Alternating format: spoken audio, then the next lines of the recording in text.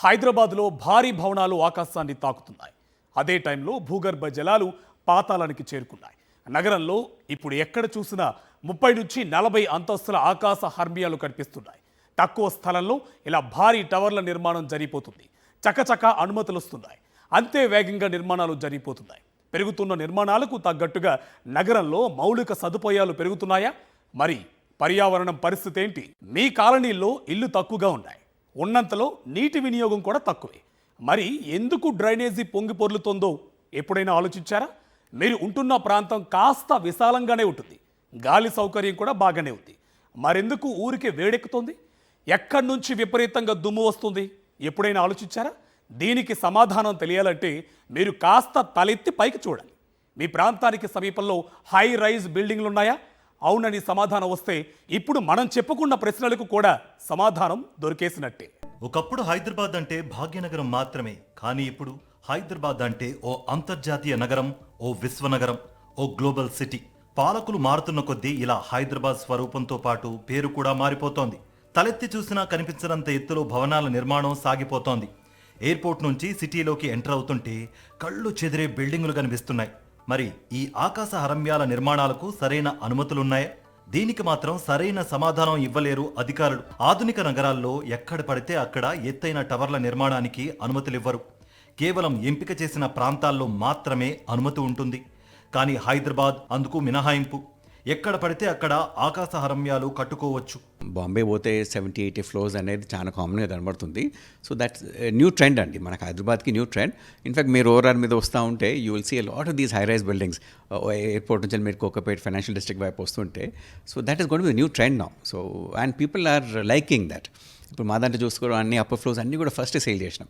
So everybody wants something different. ఇప్పుడు మనము ఒక విల్లాలో ఆల్రెడీ కొన్ని రోజులు ఉన్నాము, సరే ఒక పెద్ద అపార్ట్మెంట్ తీసుకొని letters try and live in the higher floors అనేది ఒక కాన్సెప్ట్తో చాలా మంది ప్రిఫర్ చేస్తుండ్రు. So this is a new trend. మనం అందరం అలవాటు కావాలి. ఎవరు కూడా 50 ఫ్లోర్స్ బిల్డింగ్స్ ఇప్పటికి అవైలబుల్ ఉండలేదు. So I think next year మనం హ్యాండ్ ఓవర్ చేసినాక once people start staying there, ఆ డిఫికల్టీస్ సాధకు బాధగా తెలుస్తుంది దాని తర్వాత. So this is a new trend. మనం అందరం అలవాటు కావాలి. ఎవరు కూడా 50 ఫ్లోర్స్ బిల్డింగ్స్ ఇప్పటికి అవైలబుల్ ఉండలేదు. జపాన్లోని టోక్యో నగరాలకు ఏ మాత్రం తీసిపోని విధంగా హైదరాబాద్ తయారవుతోందంటారు కొంతమంది. వీటిలో కొంత నిజం ఉంది. కళ్ల ముందు భారీ టవర్లు కనిపిస్తున్నాయి, కానీ వీటికి ఎన్నింటిలో నిబంధనలు పాటిస్తున్నారు? న్యూయార్క్, టోక్యోతో పోలుస్తున్నారు సరే, అక్కడ పాటిస్తున్న భద్రతా ప్రమాణాలు ఇక్కడా పాటిస్తున్నారా? న్యూయార్క్లో ప్రతి 2 చదరపు కిలోమీటర్లకు ఓ పార్క్ ఉంది. మరి హైదరాబాద్లో ఎన్ని పార్కులు ఉన్నాయి? వేగంగా అభివృద్ధి చెందుతున్న గచ్చిబౌలి, నానక్రామ్గూడ ఫైనాన్షియల్ డిస్ట్రిక్ట్లో పార్కులు మనకు కనిపిస్తాయా? పోనీ పార్కుల సంగతి పక్కన పెడదాం. మౌలిక వసతుల పరిస్థితి ఏంటి? మేడలు ఆకాశాన్ని తాకుతున్నాయి సరే, నేల క్రింద డ్రైనేజీ సంగతి ఏంటి? పొంగి పొర్లుతున్న డ్రైనేజీల్లో ఎవరు నడవాలి? హైదరాబాద్లో విచ్చలవిడిగా నిర్మాణాలకు అనుమతులిస్తున్నారు. ఒకప్పుడు 20 అంతస్తులు కనిపిస్తే గొప్ప అనుకునేవాళ్ళం, కానీ ఇప్పుడు 30 నుంచి 40 అంతస్తులు కామన్ అయిపోయాయి. ప్రస్తుతం 60 అంతస్తుల టవర్లు కూడా నిర్మాణంలో ఉన్నాయి. ఇలా ఒకే ప్రాంతంలో టవర్లు విస్తరించడం వల్ల మౌలిక సదుపాయాలపై పెనుభారం పడుతోంది. 5,000 మంది ఉండాల్సిన చోట 50,000 మంది ఉంటే డ్రైనేజీ పొంగకుండా ఉంటుందా? భూగర్భ జలాలు అడుగంటకుండా ఉంటాయా? ఇప్పటికే హైదరాబాద్ ఎండిపోయింది. గచ్చిబౌలి, హైటెక్ సిటీ లాంటి ప్రాంతాల్లో వర్షాకాలం కూడా బోర్లలో నీళ్లు పడటం లేదు. ఇక రోడ్ల విషయానికి వస్తే గడిచిన 5 ఏళ్లలో గచ్చిబౌలిలోని రోడ్లన్నింటినీ 2 సార్లు విస్తరించారు. ఈ క్రమంలో చెట్లు నరికేశారు. అయినప్పటికీ రోడ్లు సరిపోవడం లేదు, ట్రాఫిక్ కంట్రోల్లోకి రావడం లేదు. ఇవన్నీ మనం గొప్పగా చెప్పుకుంటున్న హై రైజ్ బిల్డింగ్ల పుణ్యమే. ఇలా హైదరాబాద్ నగరం చుట్టుపక్కల ప్రాంతాల్లో భారీగా ఆకాశ హరమ్యాలు వెలుస్తున్నాయి. 2014 నుంచి నగర అభివృద్ధి జెట్ స్పీడ్ అందుకోవడంతో అంతే స్థాయిలో హై రైజ్ బిల్డింగులు కూడా రావడం మొదలయ్యాయి. ప్రారంభంలో 15 నుంచి 20 అంతస్తుల భవనాలు కట్టినప్పుడు బిల్డర్లకు కొన్ని అనుమానాలుండేవి. ఆ డౌట్స్ అన్నీ ఎప్పటికప్పుడు క్లియర్ అవ్వడం, ప్రభుత్వం నుంచి అనుమతులు కూడా ఈజీగా వస్తూ ఉండడంతో నగరంలో బహుళ అంతస్తుల భవనాలు ఎక్కడికక్కడ పుట్టుకొస్తున్నాయి. హైదరాబాద్ అనేది ఇండియాలో one of the most preferred cities as of now for commercial leasing. Bengaluru ఉన్నది, హైదరాబాద్ ఉన్నది, పూణే ఉన్నది. These are the 3 most preferred destinations for foreign investors who come and set up their offices here. So డెఫినెట్గా హైదరాబాద్కి ఉన్న ఇన్ఫ్రాస్ట్రక్చర్ ఏదైతే ఉన్నదో, outer ring road కానివ్వండి, peripheral ring, regional ring road ఏదైతే కాబోతుందో, and the internal connecting roads ఏవైతే ఉన్నాయో, we're the best in terms of all other compare to other cities and మన environment is very good, government is very proactive. ఇప్పుడు ఎన్నైతే investments మనకు వస్తున్నాయో, so definitely that ఆ పాజిటివిటీతోని రియల్ ఎస్టేట్ అనేది హైదరాబాద్లో ఎప్పుడు తగ్గిపోదండి. రాష్ట్రం ఏర్పడి 9 ఏళ్లు పూర్తవుతున్న వేళ 2023లో దేశంలో ఎత్తైన భవనాలు కలిగిన ముంబై తర్వాత హైదరాబాద్ నగరం 2వ స్థానంలో ఉన్నట్లుగా కోల్డ్వెల్ బ్యాంకర్ రిచర్డ్ ఎల్లిస్ అనే రియల్ ఎస్టేట్ సర్వీస్ సంస్థ ప్రకటించింది. ఫ్లోర్ స్పేస్ ఇండెక్స్ పరిమితులు లేకపోవడంతోనే హై రైజ్ బిల్డింగులు వస్తున్నాయన్న అభిప్రాయాన్ని విశ్లేషకులు వ్యక్తం చేస్తున్నారు. ఒకప్పుడు హైదరాబాద్లో పెద్ద బిల్డింగ్స్ అంటే బషీర్బాగ్లో ఉండే బాబుఖాన్ ఎస్టేట్ లేదా టెలిఫోన్ భవన్ చెప్పుకునేవాళ్ళు. కానీ ఇప్పుడు వాటిని తలదన్నే టవర్లు పుట్టుకొస్తున్నాయి. ఎకరం ప్లేస్లో 4 నుంచి 5 పెద్ద టవర్లు, ఒక్కో టవర్లో 100 కొద్ది ఫ్లాట్లు. ఇలా చూసుకుంటే ఒక్కో టవర్లో వేలాది మంది నివాసం. ఇంకా చెప్పాలంటే 100 ఎకరాల్లో నివసించాల్సిన జనాభా జస్ట్ 20 ఎకరాల స్థలంలో జీవితాలు సాగించే పరిస్థితి వస్తుంది. దీనివల్ల పర్యావరణ సమస్యలు మాత్రమే కాదు, అలాంటి టవర్లో ఉండే మనుషుల మానసిక స్థితిలో కూడా మార్పులు వస్తాయని ఆందోళన వ్యక్తం చేస్తున్నారు పర్యావరణవేత్తలు. హైదరాబాద్ వెస్టర్న్ పార్ట్లో పుట్టగొడుగుల్లో హై రైజ్డ్ అపార్ట్మెంట్స్ వెలుస్తూనే ఉన్నాయి. సో హై రైజ్డ్ అంటే ప్రజలు కూడా ఎక్కువగా మొగ్గు చూపుతున్నారు. సో కొన్ని లిమిటెడ్ ప్లేస్లో కొన్ని వేల మంది అక్కడికి వచ్చి నివసిస్తుండడం, అసలు ఈ హై రైజ్డ్ కల్చర్ వల్ల పర్యావరణానికి ఎటువంటి ముప్పు అనేటువంటిది మనతో మాట్లాడడానికి పర్యావరణవేత్త కూడా ఉన్నారు. మాట్లాడదాం. సార్, ఎటువంటి ఇబ్బందులు ఉన్నాయని చెప్పొచ్చు? హై రైజ్ బిల్డింగ్స్ వల్ల ఎన్వైరన్మెంటల్ ఇష్యూసే కాకుండా సోషల్ బిహేవియరల్ ఇష్యూస్ వస్తున్నాయి. తర్వాత ఎకనామిక్ ఇష్యూస్ కూడా వస్తున్నాయి వాటి వల్ల. ఇంకా మనము ఈ మధ్య చూసినాము అక్కడ మయన్మార్లో, ఇంకా చాలా చోట్ల బిల్డింగ్స్ పడిపోయిన సందర్భం కూడా చూసిన, ఎర్త్క్వేక్ సందర్భంలో. సముద్ర మట్టానికి ఎత్తులో ఉంది హైదరాబాద్.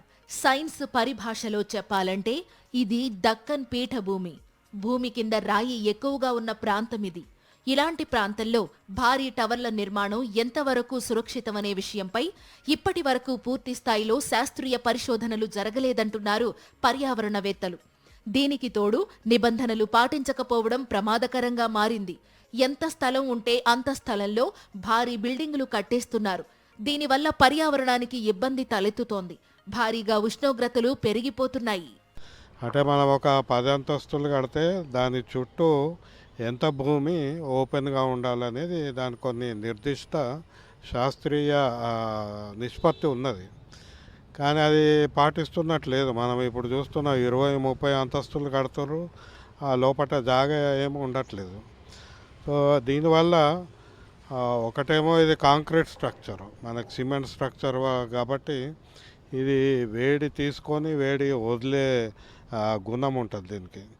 దీనివల్ల ఆ చుట్టుపక్కల ప్రాంతాల్లో వేడి ఇంకా విపరీతంగా ఉత్పన్నం అవుతుంది. నిర్మాణాల మధ్య ఉంచాల్సిన పరిమితిలో ఖాళీ ప్రదేశాన్ని ఉంచడం లేదు. దీనివల్ల టవర్ల మధ్య వేడి ఎక్కువైపోతోంది. దీనివల్ల ఇళ్లల్లో ఏసీల వినియోగంతో పాటు నీటి వినియోగం పెరుగుతోంది. ఫలితంగా విద్యుత్ వినియోగం కూడా ఎక్కువవుతోంది. అలా భూగర్భ జలాలు తగ్గిపోవడంతో పాటు విద్యుత్ వినిమయం కూడా ఎక్కువవుతోంది. ఇక ఇలాంటి భారీ టవర్ల దగ్గర మరో ప్రధాన సమస్య డ్రైనేజీ. హైదరాబాద్లో ఎక్కడైతే ఈ హై రైజ్ బిల్డింగ్స్ వస్తున్నాయో, కోకాపేట కావచ్చు, చుట్టుపక్కల మణికొండ ఆ ప్రాంతం అంతా, అక్కడ భూగర్భ డ్రైనేజ్ సిస్టమ్ నిర్మాణం కావట్లేదు. అంటే మనకు ఒక ప్రాంతంలో ఒక కోకాపేట ఇదివరకు ఉన్న గ్రామం తీసుకుంటే ఒక 1000-1200 ఎకరాల విస్తీర్ణంలో మనకు ఒకటేసారి ఈ 5,000-10,000 అపార్ట్మెంట్లు రావడంతో నీటి వినియోగం పెరిగి వ్యర్థ జలాల పరిమాణం కూడా చాలా ఎక్కువగా ఉంటుంది. నిబంధనల ప్రకారం ప్రతి టవర్లో వ్యర్థ జలాల శుద్ధి ప్రక్రియ జరగాలి. సెవరేజ్ ప్లాంట్ తప్పనిసరిగా ఉండాలి. ప్రతి హై రైజ్ బిల్డింగ్లో వ్యర్థాలని శుద్ధి చేసి బయటకు వదలాలి. ఎన్ని టవర్లలో ఈ రూల్ పాటిస్తున్నారనేది ప్రశ్నార్థకంగా మారింది. వేలాది ఫ్లాట్స్ నుంచి నేరుగా వ్యర్థాల్ని విడిచిపెట్టడంతో చుట్టుపక్కలున్న చెరువులన్నీ కాలుష్యమవుతున్నాయి. ఇక ఈ బిల్డింగుల్లో నీటి వినియోగం గురించి ఎంత తక్కువ మాట్లాడుకుంటే అంత మంచిది. సాధారణ ఇళ్లతో పోలిస్తే ఇలాంటి టవర్లలో నీటి వృధా ఎక్కువనేది అధ్యయనాలు చెబుతున్న మాట. చాలా చోట్ల మనకు ఈ మున్సిపల్ వాటర్ సప్లై లేదు. వీళ్ళు బోర్వెల్ మీదనే ఆధారపడతారు. అంటే పవర్ బోర్ వేయడం వల్ల దాదాపు 1200-2000 ఫీట్లకి పోయి అక్కడి నుంచి భూగర్భ జలాలు తీసుకొని వాడుతున్నారు ఇప్పుడు. ఇది ఇక 30 అంతస్తులు అంటే వీళ్ళు ఇంకా లోతుల్లోకి వెళ్ళి నీళ్లు తీసుకోవడంతో చుట్టుపక్కల భూగర్భ జలాలకు పూర్తిగా అడుగంటిపోతున్నాయి. ముంబై లాంటి మహానగరం సముద్రానికి ఆనుకుని ఉంది కాబట్టి అభివృద్ధి అనేది కొన్ని దిక్కులకు మాత్రమే పరిమితమైంది. హైదరాబాద్కు ఆ సమస్య లేదు. ఎత్తైన పీఠభూమి కలిగిన ఈ ప్రాంతం 4 వైపులా అభివృద్ధి చెందే అవకాశం ఉంది. అలాంటప్పుడు భారీ ఆకాశహర్మ్యాలు ఎందుకు? హైరైజ్ బిల్డింగ్స్ రావడానికి ప్రధాన కారణం డిమాండ్ కాదు. ప్రధానంగా ఏంటంటే భూమి విలువ పెరగడం. 1 ఎకరా 100 కోట్లు ఉంటే ఆ 100 కోట్లు కేవలం భూమి మీద పెట్టుబడి పెడితే మరి దాని మీద కట్టే కమర్షియల్ బిల్డింగ్ కావచ్చు, రెసిడెన్షియల్ బిల్డింగ్ కావచ్చు, ఈ 100 కోట్లు తర్వాత ఇంకా ఇతర లాభము తీయాలంటే పైకి కడుతున్నారు వర్టికల్గా. అసలు హైదరాబాద్కి వర్టికల్ హైదరాబాద్ అవసరం లేదు. మనకు చాలా ఓపెన్ ల్యాండ్ ఉంది. టవర్లలో పైకి వెళ్లే కొద్దీ ఆక్సిజన్ పరిమాణం తగ్గుతుందని, ఇతర వాయువుల మోతాదు ఎక్కువగా ఉంటుందని హెచ్చరిస్తున్నారు పర్యావరణవేత్తలు. ఆరోగ్య సమస్యలతో పాటు సమాజానికి దూరంగా టవర్లలో ఉండేవాళ్ల మానసిక ఆరోగ్యం కూడా ఇబ్బందికరంగా మారుతుందని చెబుతున్నారు. ఈ హైరైజ్ బిల్డింగ్స్లో ఉన్న వాళ్ళ మానసిక పరిస్థితి ఏంది? ఎందుకంటే వీళ్ళకి భూమి ఆనదు, పైన ఆకాశం లేదు. ఈ ఎటు కానీ మధ్యలో ఉన్న వీళ్ళకి ఏ సమాజంతో సంబంధం లేకుండా కేవలం ఆ డివైజెస్ ద్వారానే సమాజంతో లింక్ ఉన్న వ్యక్తుల సైకాలజీ చాలా వీక్ ఉంటుంది అనేది మనకు అర్థమవుతుంది. ఓవరాల్ గా చూసుకుంటే ఇలాంటి భారీ నిర్మాణాల వల్ల పచ్చదనం తగ్గిపోవడంతో పాటు విద్యుత్, నీరు వినియోగం ఎక్కువవుతుందని చెబుతున్నారు. మరోవైపు ఇలాంటి నిర్మాణాల్లో ఉండేవాళ్లు ఆరోగ్య, మానసిక, సామాజిక సమస్యలతో బాధపడే ప్రమాదం ఉందంటున్నారు. దీనివల్ల సమాజంపై ప్రతికూల ప్రభావమే ఎక్కువగా పడే అవకాశం ఉందంటున్నారు.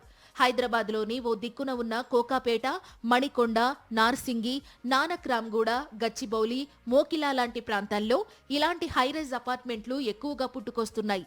ఇలాంటి నిర్మాణాలు చేపట్టేటప్పుడు ఆ సైట్లో కనీసం 40% పచ్చదనం ఉండాలి, 15% ఓపెన్ ల్యాండ్ ఉండాలి. అప్పుడు మాత్రమే పర్యావరణానికి హాని కలగకుండా ఉంటుంది. మరి ఈ నిబంధనను ఎంతమంది బిల్డర్లు పాటిస్తున్నారు? బిల్డింగ్ కట్టామా, అమ్ముకున్నామా, వెళ్లిపోయామా అన్నట్టుంది ప్రస్తుత వ్యవహారం. హైదరాబాద్లో కడుతున్న ఈ హై రైజ్ నిర్మాణాల వల్ల చుట్టుపక్కల ప్రాంతాలు, కాలనీల వాసులు ఇబ్బంది పడుతున్నారు. వేల అడుగుల లోతున తవ్వుతున్న బోర్ల వల్ల తమకు నీరు అందడం లేదని చెప్తున్నారు. దీంతో పాటు ఒకే టవర్లోకి వేలాది మంది రావడంతో తమకు ట్రాఫిక్ సమస్యలు పెరుగుతున్నాయని, కొన్ని అసాంఘిక కార్యకలాపాలు కూడా సాగుతున్నాయని ఆరోపిస్తున్నారు. భారీ భవంతులకు అత్యంత సమీపంలో ఉన్న శ్రీరామ్ నగర్ ప్రాంత వాసులతో మా correspondent Vikram face to face. Hyderabad మహానగరంలో రోజు రోజుకు భారీ భవనాల సంఖ్య మాత్రం పెరుగుతుంది. అదేవిధంగా సమస్యలు కూడా పెరుగుతున్న పరిస్థితి ఉంది. భారీ భవనాల చుట్టూ కూడా గ్రౌండ్ వాటర్, భూగర్భ జలాలు పూర్తిగా పడిపోతున్నాయి. మరోవైపు ట్రాఫిక్ సమస్య కూడా ఎదురవుతుంది. అయితే స్థానికులు మనతో పాటు ఉన్నారు. ప్రస్తుతం మనం కొండాపూర్ ప్రాంతంలో ఉన్నాము. హైదరాబాద్ జిహెచ్ఎంసీలో చూసుకుంటే వెస్ట్ వైపు చూసుకుంటే పూర్తిగా భారీ భవనాల సంఖ్య పెరుగుతుంది. ఐటీ సెక్టార్ ఎక్కువగా ఉండడంతో బహుళ అంతస్తులు ఎక్కువగా నిర్మిస్తున్న పరిస్థితి ఉంది.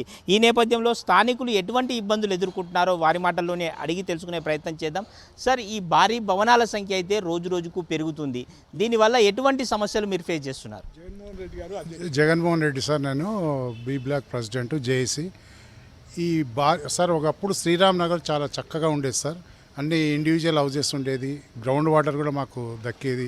ఈ భారీ భవనాలు వచ్చిన తర్వాత ఏమైందంటే గ్రౌండ్ వాటర్ 2000 ఫీట్లు వెళ్తున్నారు. మేము అప్పుడేమో 700 ఫీట్ల కంటే ఎక్కువ వెళ్ళేది. అప్పుడు మంచిగా వచ్చేది వాటర్. ఇప్పుడు 2000 ఫీట్ల వరకు కూడా వెళ్ళిపోయి మొత్తం గ్రౌండ్ వాటర్ వాళ్ళే వాడుకోవడం వల్ల మాకు మొత్తం బోర్లన్నీ ఎండిపోయినాయి, ఏం లేదు. తర్వాత మంజీరా వాటర్ వచ్చిన తర్వాత కూడా వాళ్ళు ఏం చేస్తున్నారంటే మోటార్స్ పెట్టి వాళ్ళే లాగేస్తున్నారు. చాలా భయంకరమైన పరిస్థితి సార్. ఈ పరిస్థితిలో మళ్ళీ రెంటల్ వాల్యూ వచ్చేసి మొత్తం హాస్టల్ కమ్యూనిటీ వచ్చేసింది. మొత్తం హాస్టల్స్ పెట్టేసి నానా చెండాలం చేశారు సార్. మేము ఇక్కడ జీవించాలంటే కూడా చాలా కష్టంగా ఉంది. యాక్చువల్గా మీరు నమ్మండి నమ్మకపోండి, మీరు థాయిలాండ్ పోయే అవసరం లేదు సార్. శ్రీరామ్ నగర్ వస్తే మీకు థాయిలాండ్లో ఉండే ఫెసిలిటీస్ అన్నీ ఉన్నాయి సార్. అంత దుర్భరమైన పరిస్థితి తీసుకొచ్చారు సార్, దారుణం. అసలు ఈ హాస్టల్స్ నడిపించే దుర్మార్గులకు ఫ్యామిలీ ఉందా లేదా అని కూడా మేము చింతిస్తున్నాం సార్. అంత దుర్మార్గంగా చేస్తున్నారు సార్. చాలా దారుణాలు ఉన్నాయి. ట్రాఫిక్ అలాగే ఉంది, ఎంక్రోచ్మెంట్స్, ఎవ్రీథింగ్. ఇదైతే ఒక శ్రీరామ్ నగర్ కాలనీ లాగా లేదు సార్, ఒక బస్తీ లాగా అయిపోయింది. అటువంటి చాలా మంచి వాళ్ళు ఉన్నారు సార్. ఇక్కడ ఎంతో సహకరిస్తున్నాం. ఈ హాస్టల్స్ ఏంటంటే 5 హాస్టల్స్ ఒక రోడ్లో ఉన్నాయంటే 50 ఇండివిజువల్ ఫ్యామిలీస్ ఉన్నాయి. ఈ 5 హాస్టల్ నుంచి 50 మంది ఫ్యామిలీస్ సఫర్ అవుతున్నారు సార్. ఆడపిల్లలు బయటికి రావడం లేదు. మొత్తం కామెంట్స్ వాళ్ళు ఏంటంటే కింద మొత్తం సెల్లారు మొత్తం కూడా కిచెన్స్ పెట్టేసి వెహికల్స్ మొత్తం 200 గజాల్లో 250 మంది నివసిస్తున్నారు సార్ హాస్టల్స్లో. 200 గజాల్లో మరి డ్రైనేజ్ ఏం కావాలా, వాటర్ ఎక్కడి నుంచి తీసుకురావాలి, ఒక్కసారి ఆలోచించండి. వాళ్ళు దుర్మార్గంగా ప్రవర్తిస్తున్నారు సార్, చాలా సఫర్ అయిపోతున్నారు సార్. ప్రధానంగా ట్రాఫిక్ సమస్య కూడా తీవ్రంగా పెరిగినట్లు స్పష్టంగా అర్థమవుతుంది. వాహనాల సంఖ్య పెరుగుతుంది, తక్కువ విస్తీర్ణంలో ఎక్కువ జనాభా ఉంటున్న పరిస్థితి ఉంది. దాన్ని ఎట్లా చూస్తారు సార్? సార్, వాహనాలు రోజు రోజుకి ఏంటంటే ఫైనాన్షియల్గా అందరూ అభివృద్ధి చెందుతూ పోతున్నారు. ఈజీ లోన్స్ ఇస్తున్నారు బ్యాంక్స్. ఈజీగా ప్రతి ఒక్కరు 50,000 శాలరీ ఉందంటే కారు కొనేస్తున్నారు. సరే, కొనడం మనం తప్పనం. కాకపోతే ఏంటంటే మన ఓనర్స్ కానీ, మున్సిపల్ అడ్మినిస్ట్రేషన్ కానీ, పోలీస్ వ్యవస్థ కానీ పటిష్టంగా పనిచేస్తే, ఎగ్జాంపుల్ రోడ్ ఉంది, వాళ్ళ డ్యూటీ వాళ్ళు చేసి ఎవరినైనా నువ్వు ఇక్కడి కాక రాదు, నీ పరిధిలో ఉండు అని చెప్పి వాళ్ళు కొన్ని రిస్ట్రిక్షన్స్ పెట్టాలి. అలాగే మేము కూడా సపోర్ట్ చేస్తాం, కాలనీ సభ్యులుగా లేకపోతే కాలనీ అసోసియేషన్గా సపోర్ట్ చేస్తాం. కానీ మాకంటూ వాళ్ళు ముందు నిలబడాలి, మున్సిపల్ సిబ్బంది కానీ, పోలీస్ వ్యవస్థ కానీ దీనికి. అయితే ఇక్కడ శ్రీరామ్ నగర్ కాలనీ వచ్చేసరికి మీరు శ్రీరాముడే జీవిస్తున్నాడు ఇక్కడ అన్న ఉద్దేశం మాత్రం ఊహించుకుంటున్నాం. కానీ శ్రీరాముడు కాదు, శ్రీరాముడు ఎప్పుడో వెళ్ళిపోయింది ఇక్కడ నుంచి. ఆ పరిస్థితి కనిపిస్తుంది. డ్రైనేజీ వ్యవస్థ చూసుకుంటే, గతంలో చూసుకుంటే చాలా చిన్న డ్రైనేజీ పైప్ లైన్లు వేసిన పరిస్థితి. ఇప్పుడు ఆ భారీ భవనాలు వెలుస్తున్నాయి, అదే డ్రైనేజీ పైప్ లైన్లు వాడుతున్నారు. దీనివల్ల ఇబ్బందులు తలెత్తావా, ఏంటి పరిస్థితి? ఇక్కడ గత 6 సంవత్సరాల కింద డ్రైనేజ్ అనేది 3/4 ఫీట్ ఉండేది. అది మేము తర్వాత 1 ఫీట్ చేశాం. చేసిన తర్వాత ఏదైతే 40 ఫీట్ రోడ్కు అటాచ్ నుంచి మెయిన్ రోడ్కి వచ్చిందో DN 450 mm పైపు కూడా GHMS ఆఫీస్ నుంచి మా అధ్యక్షుడు జగన్మోహన్ రెడ్డి ద్వారా పోయి ఎంతో కొట్లాడి సాధించుకొని 450 mm pipe main road connectivity చేయించాము. అయినా కూడా సరిపోవట్లేదు. ఏంటంటే ఒక 200 గదాలలో 6-7 ఫ్లోర్లు వేయడం, రోడ్ ఎంక్రోచ్మెంట్ చేయడం, ఆంబులెన్స్ కానీ ఇవి వచ్చే పరిస్థితి లేకుండా రోడ్ల మీద వెహికల్ పెట్టడం కానీ, ఫ్యామిలీ కాలనీలో పిల్లలు ఫ్యామిలీస్ స్కూల్కు పిల్లలను తీసుకుపోతే లేడీస్ పోతే అక్కడ ఉన్నటువంటి 60 మంది తాగి తందాలు ఆడుకుంటూ శైల విహారం చేసుడు, కామెంట్ చేసుడు, పోలీస్ డిపార్ట్మెంట్ వచ్చి ఇప్పుడు 3 సార్లు తన్నుకుంటే పట్టుకొని పోయారు. ఎన్నో సమస్యలకు ఇవి దారితీస్తున్నాయి. Law and order problems, colony తిరగలేని పరిస్థితి ఉన్నది. కాబట్టి గ్రేటర్ హైదరాబాద్ మహానగరంలో చూసుకుంటే 20 అంతస్తులు ఆ పైన ఉన్న భారీ భవనాలు రోజు రోజుకు పెరుగుతున్న పరిస్థితి ఉంది. వీటిని కట్టడి చేయకుంటే తీవ్రమైన పరిణామాలు ఎదుర్కోవాల్సి వస్తుందని చెప్పి చుట్టుపక్కల ప్రజలైతే ఆవేదన వ్యక్తం చేస్తున్న పరిస్థితి ఉంది. మొత్తంగా మనం చూసుకోవచ్చు, హైదరాబాద్ మహానగరంలో భారీ భవనాలు అభివృద్ధికి సంకేతం అని ఒకవైపు చెప్పుకుంటుంటే, మరోవైపు భారీ భవనాలు కొంత అభివృద్ధికి విరోధకంగా మారే అవకాశం ఉంది. కొంత ఇబ్బందులు, లేనిపోని సమస్యలు అయితే ఎదురయ్యే ప్రమాదం ఉందని చెప్పి స్థానిక కాలనీ వాసులు అయితే చెప్తున్న పరిస్థితి ఉంది. వీడియో జర్నలిస్ట్ కుశాల్తో విక్రమ్, సాక్షి టీవీ, హైదరాబాద్.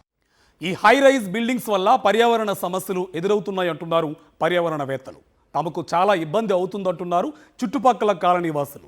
వీళ్ళ సంగతి కాసేపు పక్కన పెడదాం. అసలు ఈ భారీ టవర్లో ఉంటున్న ప్రజల భద్రతకు గ్యారెంటీ ఉందా?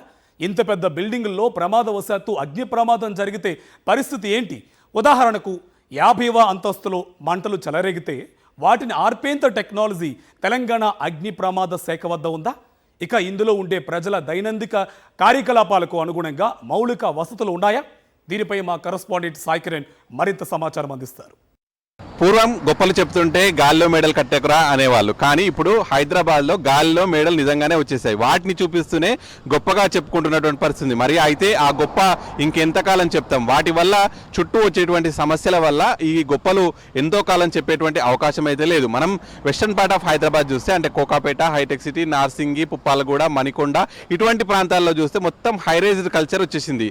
అంటే ఆకాశ హర్మ్యాలు, అంటే ఆకాశాన్ని తాకేటువంటి భవనాలు అని చెప్పొచ్చు. సో సిటీలో ల్యాండ్ ల్యాండ్ కాస్ట్ అనేటువంటిది విపరీతంగా పెరిగింది. ఎకరం 100 కోట్లు కూడా చూసాం హైదరాబాద్లో. సో మరి అటువంటి అంత ల్యాండ్ రేట్ పెట్టి కొనుగోలు చేస్తున్నటువంటి ఎవరైతే రియల్ ఎస్టేట్ బిల్డర్స్ ఉంటారో మరి వీళ్ళు ఆ మొత్తంని రాబడిని మళ్ళీ రాబట్టుకోవాలంటే తక్కువ స్థలంలో ఎక్కువ ఎత్తైనటువంటి భవనాలు నిర్మించాల్సి వస్తుంటుంది. కొంత స్పేస్లోనే అనేక ఫ్లాట్స్ నిర్మించి అమ్ముకుంటేనే వారికి మరి అంత ఆదాయం వచ్చేటువంటి అవకాశం ఉంటుంది. సో మరి దాన్ని బట్టి వాళ్ళు కొంత ఆధునిక టెక్నాలజీతో ఈ హైరేజ్డ్ బిల్డింగ్ కల్చర్ అనేటువంటి తీసుకొచ్చారు. కానీ దీనివల్ల భూగర్భ జల వనరులు దెబ్బతినడం కావచ్చు, అలాగే ట్రాఫిక్ సమస్యలు, అలాగే భూకంప తీవ్రత వచ్చినప్పుడు ఎదుర్కొనేటువంటి సమస్యలు కావచ్చు, అలాగే అగ్ని ప్రమాదాలు ముఖ్యంగా జరిగినప్పుడు మనం చూస్తే హైదరాబాద్లో ఇప్పటివరకు అయితే అగ్ని ప్రమాదాలు జరిగినప్పుడు మనకు 54 మీటర్ల వరకు వెళ్ళేటువంటి క్రెయిన్లు ఆ లిఫ్ట్లు మాత్రమే ఉన్నాయి. అంటే 18వ ఫ్లోర్ వరకు మాత్రమే వెళ్ళొచ్చు. కానీ మీద ఆ పైన 35వ ఫ్లోర్లో అగ్ని ప్రమాదం జరిగితే మరి ఆ పై వరకు వెళ్ళి అగ్నిని ఆపేటువంటి పరిస్థితి ఆ ఎక్విప్మెంట్స్ అనేటువంటి అయితే హైదరాబాద్ లేవు. ఇటీవల అగ్నిమాపక సిబ్బంది శాఖ కూడా వాళ్ళు కూడా 100 మీటర్ల వరకు వెళ్ళేటువంటి సామర్థ్యం ఉన్నటువంటి క్రెయిన్స్ కోసం వాళ్ళు ప్రపోజల్స్ తీసుకొచ్చారు. మరి అవి అందుబాటులోకి వచ్చేది ఎప్పుడు, మరి వాటిని అగ్ని ప్రమాదం జరిగినప్పుడు వాటిని ఆర్పేది ఎప్పుడు, ఇవన్నీ కూడా పెద్ద క్వశ్చన్ మార్క్గానే మిగిలాయి. మరి మరోవైపు రోడ్డు కనుక చూసుకుంటే వీటి ముందు ఈ హైరైజ్డ్ అపార్ట్మెంట్స్కి సంబంధించి ముంగట అప్రోచ్ రోడ్ కావచ్చు, ఇవన్నీ కూడా 100 ఫీట్స్ వరకు ఉండాలి. ఏ హైరైజ్డ్ అపార్ట్మెంట్ ముందు రోడ్డు కూడా మనకు 100 ఫీట్స్ రోడ్ కనిపించట్లేదు. కేవలం 60 ఫీట్ 50 ఫీట్ మాత్రమే కనిపిస్తుంది. దాని ద్వారా ట్రాఫిక్ సమస్య అనేటువంటిది విపరీతంగా ఉంటుంది. ఎందుకంటే మనకు ఈ హైరైజ్డ్ కల్చర్ వచ్చిన తర్వాత 20 ఎకరాల్లో 8 టవర్లు అని చెప్పి తీసుకొస్తారు.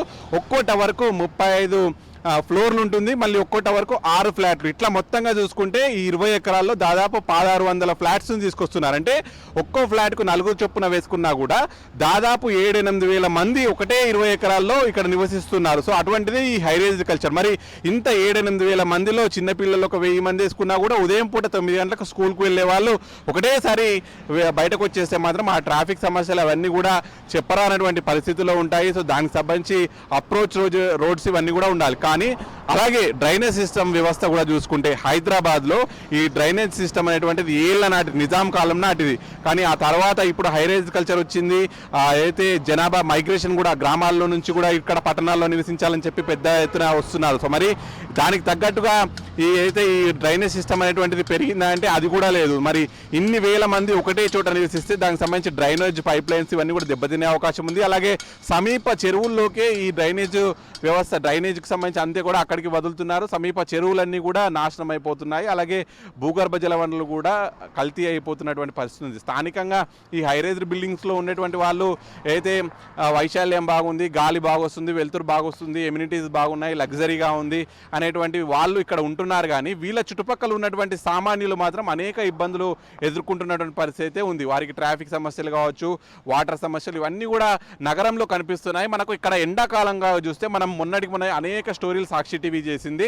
ఇందులో ట్యాంకర్ బుకింగ్స్ అనేటువంటివి అనేకంగా ఉన్నాయి. అవి చూస్తే వెస్ట్రన్ పార్ట్లోనే ఎక్కువగా కనిపిస్తున్నాయి. అంటే ఈ హైరేజ్డ్ బిల్డింగ్ కల్చర్ ఎక్కడైతే ఉంటుందో అక్కడే భూగర్భ జల వనరులు అన్నీ కూడా తరిగిపోయి ఇక్కడ వాటర్ ట్యాంకర్లకు డిమాండ్ పెరిగింది. మరి ఇప్పుడే ఇలా ఉంటే భవిష్యత్తులో ఎలా ఉంటుంది అనేటువంటిది కూడా చూడాల్సి ఉంది. అంటే ఈ హైదరాబాద్లోనే అందరము ఉండాలి, ఆఫీసులకు దగ్గరగా ఉండాలి అనేటువంటి దాంతో ఈ వర్టికల్ కన్స్ట్రక్షన్ అనేటువంటిది తీసుకొచ్చారు. హారిజెంటల్ డెవలప్మెంట్ అనేటువంటిది కూడా చాలా ముఖ్యం అనేటువంటిది పర్యావరణవేత్తలు చెప్తున్నారు. ఎందుకంటే సిటీకి దూరంగా ఉంటే ట్రాఫిక్ ఎక్కువగా ఉంటుంది, అయితే సిటీకి ఆఫీస్కి వెళ్ళాలంటే దూరం అవుతుంది అనేటువంటిది చాలామంది చెప్తున్నారు. కానీ ఒకటే చోట ఇంతమంది ఉండడం వల్ల కూడా చాలా సమస్యలు వస్తున్నాయి అనేటువంటిది చెప్తున్నారు. మనకు హైదరాబాద్లోనే ఈ ఫ్లోర్ స్పేస్ ఇండెక్స్ అనేటువంటి దానికి కండిషన్స్ అనేటువంటివి ఏమీ లేవు. అంటే ఎన్ని ఫ్లోర్లు అయినా కూడా కట్టుకోవచ్చు. 1 ఎకరం స్థలంలో 2.5 లక్షల స్క్వేర్ మీటర్కి సంబంధించినటువంటి మాత్రమే కట్టాలి. అంటే ఇతర ప్రధాన నగరాల్లో ఉన్నటువంటి రూల్. కానీ హైదరాబాద్ అటువంటిది ఏమీ లేదు. 1 ఎకరం స్థలంలో 10 లక్షల చదరపు అడుగుల వరకు ఆ బిల్డింగ్స్ అంటే అంత స్థలాన్ని కూడా ఆక్యుపై చేసి కట్టుకోవచ్చు. సో మరి